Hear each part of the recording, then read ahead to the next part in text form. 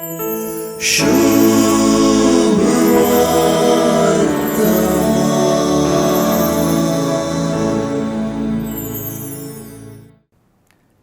लेखान पळयल्यार आयची बारीस समतोल सुवार्ता.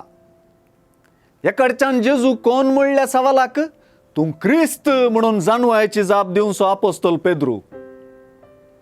आनी दुसरेच घडये जेजूच्या अंत्याविशीं सूख समजून उचारून जेजू तावन मुजे सरशिलो पयसर सैताना म्हूण सांगून घेवचो आपोस्तोल पेद्रू.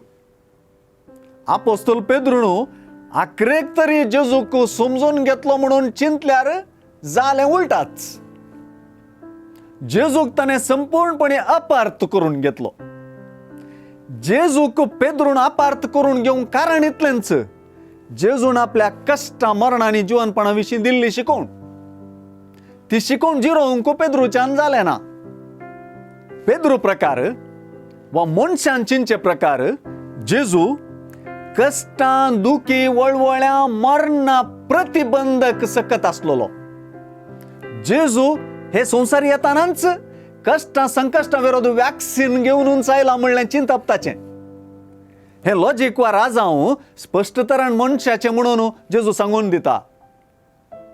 देवाचें लॉजीक आनी राजांव विंगडच. ताका ताच्या कश्टां मरणां खुर्सा आनी जिवनपणां तावन विंगड करूंक जायना. हे खंयच्याकी तो प्रतिबंधक वा इम्यून न्हय. हेंच तें देवान चिंचे प्रकार चिंचे चिंतप. परत आनी परत जेजू आपल्या कश्टां मरणांनी जिवनपणा विशीं सांगून दितलो. कित्याक हे वरवीं मात्र जेजूची खरी वळख आमकां जातली.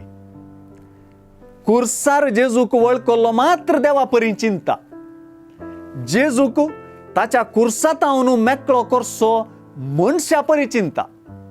सैतानाचें काम हेंच. जेजूक ताच्या खुर्सा मरणातावन मेकळो करन मनशां परी चिंतूंक करचें. सुवार्ता देवा परी चिंतूंक शिकयता.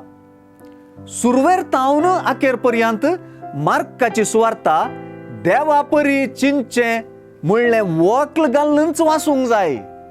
कित्याक मार्काची सुवार्ता सुरू जावचीच तशीच. जेजू क्रिस्ताची देवाच्या पुतारची सुवार्ता म्हणून ती सुरू जाता. देवा परी चिंचे सुवार्ता समजूंची चावीस सय. अशें वाचताना देवान चिंचे परी म्हणजे जेजूच्या उतरांक करण्यांक आनी जेजू विशयान सांगून दिल्ल्या सर्व गजालींक विशेष गुमान दिवन ही सुवार्ता संपूर्ण तरान वाचची पडटली. जेजूच्या कश्टा संकश्टान खुर्सा मरणा आनी ताच्या जिवनपणान ताची वळख स्पश्टपणी आमकां जातली.